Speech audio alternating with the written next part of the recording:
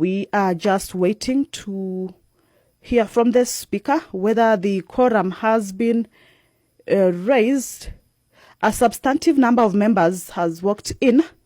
Members, pursuant to the provisions of Standing Order 35-2, there being no quorum, the House stands adjourned to Tuesday, 19th August 2025 to 2:30 p.m.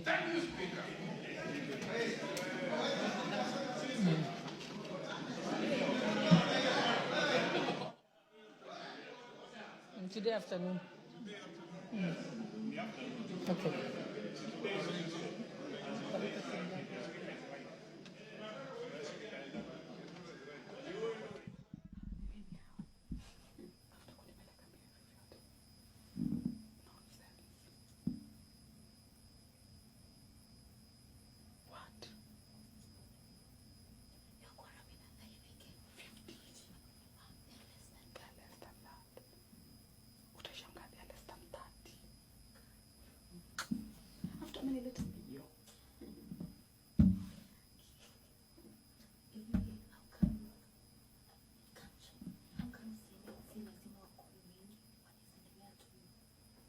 Mr. Speaker, Parliament is under attack, Mr. Speaker.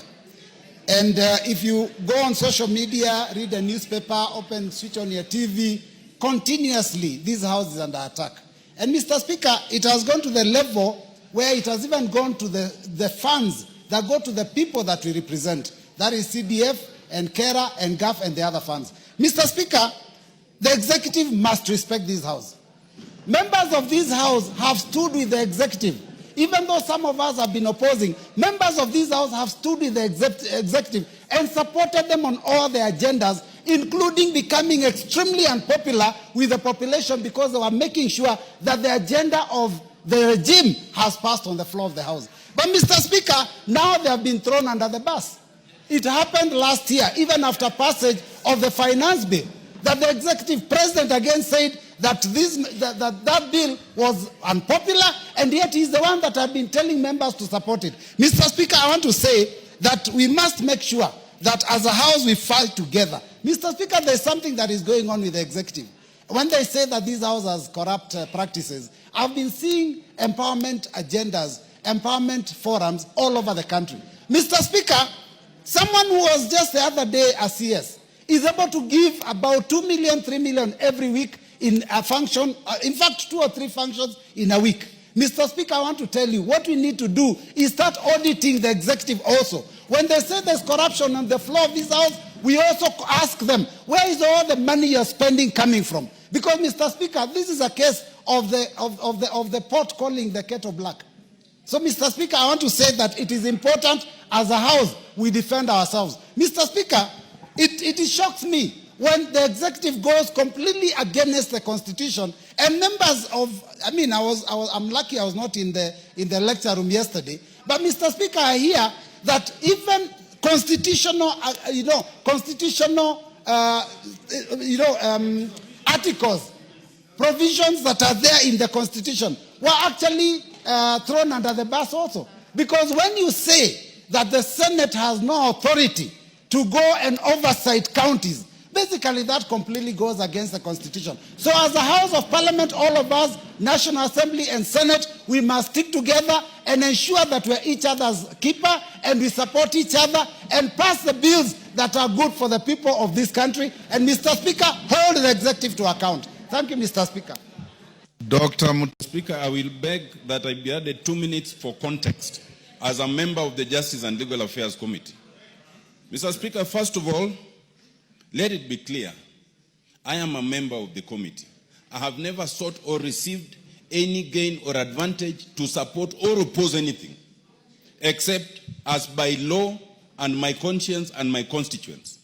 Mr. Speaker, the simple sequence of that long statement read by my chair is that this was a government bill sponsored by the Executive Office of the President. And we were told that we needed to pass it to remove Kenya from the grey list. In compliance, and it was signed off by the leader of majority, we complied, it came here, it passed.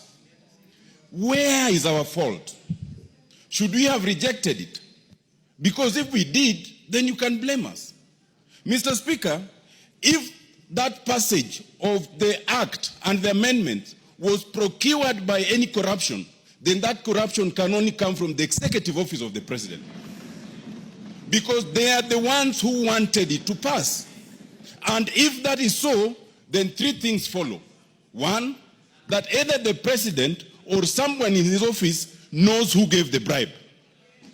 Two, the president or someone in his office knows who received that bribe. And three, they know why it was given, because obviously it could not have been for passage. It's even more annoying that it is alleged that some 10 million was given. Do you know 10 million to give the members, that's 28,000. So it's being alleged that members of this house are cheap as 28,000 to pass a law. It's even more annoying. Mr. Speaker, some of us have reputations and careers beyond this house. So when you attend a forum where for the first time in a PG, live TV has been invited, and then you are being accused of that kind of thing, it is so insulting, it is so demeaning, it is so unfortunate. Mr. Speaker, I want to say this, that even if there was such a supposition by the president, Standing Order 42 gives him the opportunity to write to you a special message, which then you can table and we can inquire into it, not to be paraded and demeaning as if we are criminals. Now, the way forward, Mr. Speaker, I want to suggest that our only way forward, you see, in this house, we cannot discuss people adversely, because Standing Order 83 all the way to 107 restrict our discussion. But for us, unfortunately, no one protects us out there. All sorts of allegations are made against you, and you must just sit and listen. Our only ventilation is Standing Order 191.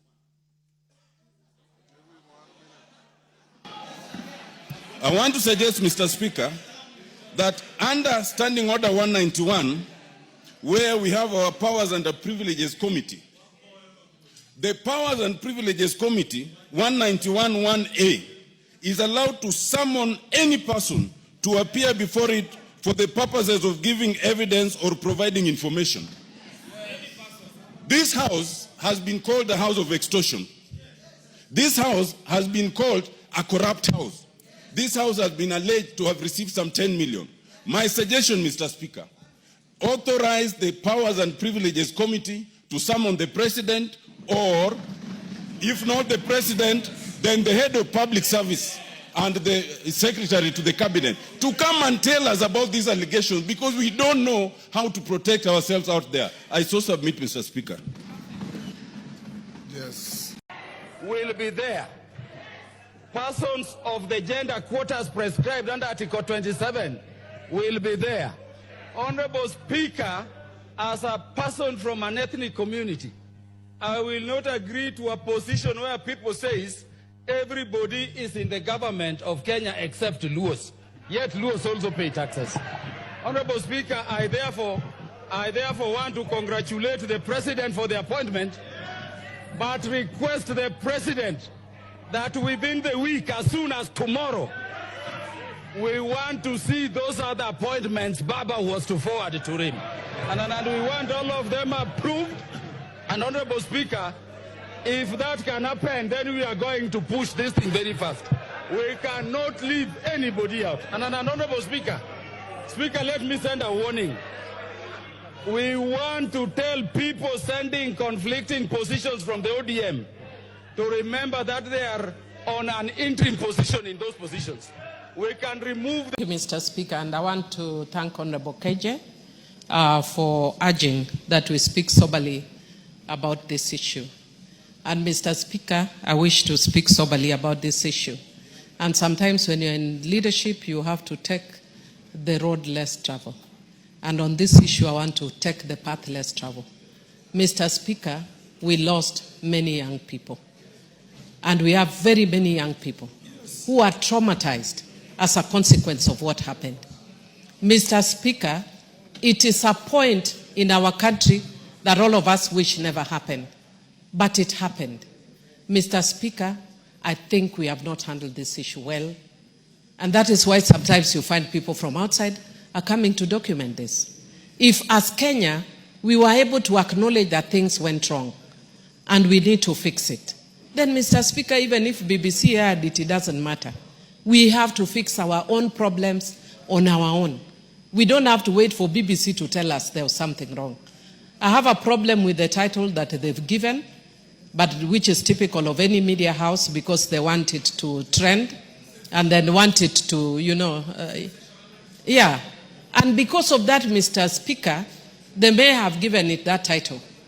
But, Mr. Speaker, we have not yet dealt with some of the issues. We have dealt with some, but one of the issues we have not dealt with is the trauma. Mr. Speaker, I said it when Honorable Elachi lost the son. Mr. Speaker, we have a very angry young generation in this country. And part of the anger is on the issues that we are seeing, Mr. Speaker. And we cannot bury our heads in the sand, Mr. Speaker. Mr. Speaker, let Parliament take the lead. And let us find a way of helping these young people to heal. Because, Mr. Speaker, we don't know what may come in the next few months, next year, or whatever. And furthered by the fact that we have very many young people who are jobless, who are frustrated. And if these people, I don't know what their intention is. Their intention could be fuel more harm and whatever. I don't know what their intention is. But from the young people that have spoken, it has actually created more anger. We are taking them back to the path that they would rather not walk again. But they are walking it. And we don't know at what point somebody else will fuel it again. You can't stop the media. Somebody else will fuel that anger again. And so for us to deal with it, let this Parliament take that mandate to deal. When we had post-election violence, Mr. Speaker, I was lucky to be in this Parliament, I think, where we do in that Parliament. Mr. Speaker, we set up a select committee. We walked all over this country. And because as human beings, we have a nature to forget. When we thought we had moved on, I remember in one case, we met a woman whose husband's head had been decapitated. She went to her home with the husband's head. And we were dealing with people who are angry, people who are depressed. And going there, Mr. Speaker, I remember to date when I was speaking in Parliament, I broke down and cried. Not because of me, but because of what we had. And we think we are moving on, but there are many young people who have not necessarily moved on.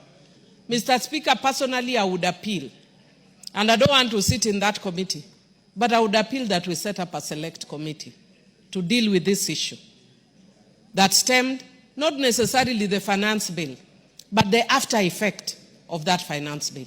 Mr. Speaker, I humbly agree that we deal with this soberly, and I'd want to discourage us from going through a process which we think may be politically correct, but does not necessarily move us forward as a country. Thank you, Mr. Speaker.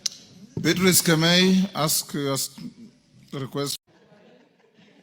I support that, Honorable Speaker, despite this list having 2 women and 1 man, and despite me being a father to girls, and knowing that we must accord equal opportunity to everybody, including our daughters and our sisters, I support this list. Honorable Speaker, many of these nominees, as has been said by the chair, who I know was slightly misunderstood, and I think is largely because of where he comes from. There are those who have the misconception that Honorable Tongoyo, coming from the Ma communities, has no regard for women. But I can ascertain and prove, Honorable Speaker, that I have known Honorable Tongoyo for the last few years, and he's also a father to a number of girls. In line with their culture, you do not count them, but he's a father to a number of them and has very high respect for women. And he was saying it on a positive note that these ladies have served in very crucial dockets. Peris Mudhoni served in the police service as a senior police officer, rose through the ranks from a junior officer to the rank of, I think her last posting was either regional or county commander. The same with Professor Coletta Suda. As has been said, she has served as a CAS I think at some point also as a PS in the Ministry of Education, the Higher Education Department. And Honorable Speaker, Honorable Speaker, I hear people who are inviting me to the discussion of discussing these ladies and these nominees' age.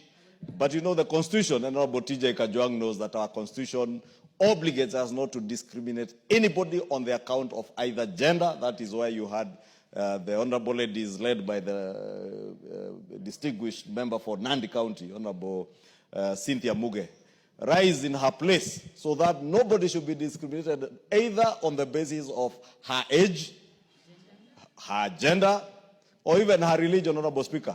And therefore, these ladies and these gentlemen, at whatever age, they are Kenyans who have been vetted and been ascertained by the committee which the Honorable Kaluma sits in, and he's a very serious and senior lawyer. You heard him the other day when he was discussing the law of the sea, that he can tell you even legally, he can tell you that they vetted and ascertained that these people merit to serve in these positions, Honorable Speaker, and they have very good experience. Because with age, Honorable Speaker, also comes experience. And a commission is like a board of trustees or a board of governors in a company or in an institution. And therefore, they are not the secretariat in the commission, Honorable Speaker. The secretariat has a very able young person, I think, called Lele. Very able team of young, energetic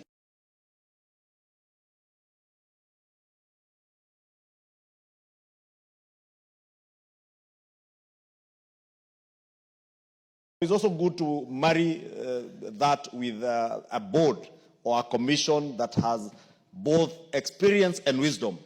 And I say that, Honorable Speaker, because all these officers have served in senior positions in government and out of government, and therefore have the requisite experience and wisdom to be able to guide the commission, Honorable Speaker. Honorable Speaker, in closing, and I think it's the Vice Chair who has alluded to it, we must call on this commission to ensure that they work towards completely professionalizing our police force. Honorable Speaker, yesterday the Minister or the Cabinet Secretary in charge of the Interior and National Security did pronounce himself on a number of reforms within the police service. And part of those reforms must and should be implemented or supervised, the implementation will be supervised by the National Police Service Commission. And I want to call on these nominees as they join the commission to ensure that these reforms are implemented fully, that they professionalize our police force, and support our police officers. Because Honorable Ruto has said it, and I know he came from the uniformed forces. These are men and women who give their lives to the service of our nation. In other jurisdictions, Honorable Speaker, and many of you who travel outside sea, that those who have served in the military, those who have served in the police forces in their jurisdictions, are accorded very high respect, but even in retirement, not just when they're in service. You see, when you go to the US, they don't even queue in banks or at airports, those who have served in the military or in the disciplined forces. Why is it, Honorable Speaker, that for us we do not treat our servicemen and women with the same honor and dignity, yet we expect the same in return, Honorable Speaker? If we expect to be treated with courtesy, with honor, and with respect by our uniformed officers, let us also treat them with the respect and honor that comes with the officers that they serve in, Honorable Speaker. These are the officers who are salute at you, Honorable Speaker, and me and everybody else as we pass them in the streets. Many of us never bother to take our time to even know how they are doing, Honorable Speaker. And they are Kenyans like every other Kenyan, Honorable Speaker. Therefore, allow me also, Honorable Speaker, to take this opportunity. As much as we condemn excessive use of force by any officer, Honorable Speaker, and Honorable Speaker, to state that whatever happens, Honorable Speaker, in a country that has the rule of law at the core of its operations, Honorable Speaker, is something that this House must pay attention to, Honorable Speaker. And Honorable Speaker, even or in spite or despite of the sad happenings of the death of Albert Ojwang, Honorable Speaker, I must commend the police that they have done their work to ensure that those who are responsible are brought to book, Honorable Speaker. Because that is how civilized nations work. That is how civilized democracies work. that you allow investigative agencies to do their work, take action against those who are seen to have been involved in one way or the other in breach of the law, Honorable Speaker. But also in the same light, Honorable Speaker, even as we condemn the excesses of a number of officers, because it is not all officers, Honorable Speaker. It is a few officers. Just like, Honorable Speaker, even in this House, we are not all angels. There are many of us who have our own shortcomings. And therefore, in every institution, Honorable Speaker, even within the police force, there are officers who will have excesses, and the law must be allowed to take its course, Honorable Speaker. But that must never be a justification that if an officer or two have exceeded the expectations of the public, Honorable Speaker, for us as members of the public to take the law into our hands, because that will be courting disaster and chaos in the country. I have seen activists in the streets, Honorable Speaker, touting policemen, an armed police officer, and you are touting them. I saw somebody, Honorable Speaker, the other day in Nakuru, brandishing a machete at an armed police officer, and I must take this opportunity, Honorable Speaker, to commend that officer in Nakuru who was being taunted with a panga. His life would have been at risk, or the lives of other Kenyans, but he maintained his cool. That is the kind of spirit we want to see, Honorable Speaker. But we must also speak to our people. We must also speak to the public that let us also treat our policemen and women with respect, with honor, and with the dignity that they deserve. Honorable Speaker,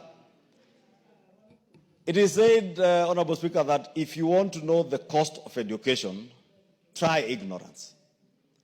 If you want to know the cost of chaos, Honorable Speaker, allow, Honorable Speaker, everybody to roam the streets and do what they want and withdraw the police from those streets any day. Whether they are people picketing, whether they are demonstrators, whether they are mobilized looters, like we have seen, Honorable Speaker, in the recent past, what we are seeing being described as demonstrations are organized groups of goons, Honorable Speaker. Organized groups of goons. And you know, shamelessly, I had a leader purport that even the cars that were burnt last week were nowhere in the register of vehicles at NTSA. And I want to dare the former deputy president. It is okay to go and incite people on vernacular radio, but you must have the decency to adduce evidence of every allegation and claim that you make. Otherwise, you continue to exhibit the sort of ignorance that you served within office, even when you're out of office, Honorable Speaker. Kenyans witnessed those cars being burnt down. It only took me 5 minutes, Honorable Speaker, to be able to check. Just zoom in, look at the number plates, check for those number plates at NTSA, and you'll be able to see that these are cars, one of them belongs to a security company, Honorable Speaker. You saw the officers who are in the escort car. Those officers, mind you, Honorable Speaker, are allowed to use brutal force to protect what they are escorting. Because most of them, it's cash in transit.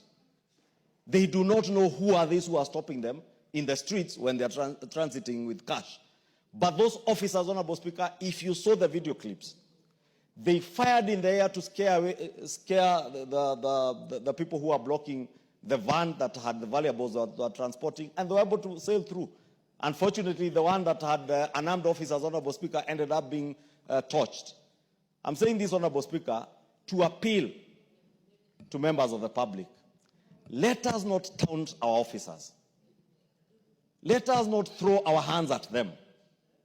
Because I've seen people just brandishing their hands at officers, Honorable Speaker, and some restrain themselves. It's not every day you come across an officer who will be able to restrain themselves. Therefore, conduct ourselves, Honorable Speaker, in a dignified way. When we want to picket, when we want to protest, Honorable Speaker, we do it in a way that we are also not provoking these officers, that we are not provoking those who are running businesses in our towns, Honorable Speaker, because also this chaos comes with a huge cost to business people, especially those in the CBD who've had to lose their property last year, and as you can see, Honorable Speaker, this year.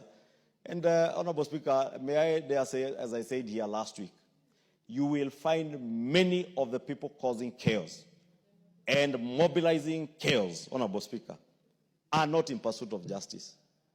Some have not even had the decency and the courtesy to even say pole to Mzee Ojwang and his family, the family of the young man from Homa Bay who is deceased. But they will want to use his name for politics, Honorable Speaker, and mobilize all manner of things, shenanigans that they want to, Honorable Speaker. Therefore, let me, Honorable Speaker, in conclusion, just say I support these names. As I said, despite there being only one man, Honorable Speaker, these are very able officers who will serve this commission, Honorable Speaker. And very important business to transact. I'd like to close this. I'd like to close this motion so that we can move to the next business. But I think it would not be right for me, especially as a woman leader, not to correct the Hansard, which was, your report. So I think I propose that you change to say that Mrs. Peris Muthoni Kimani has served with distinction in the police force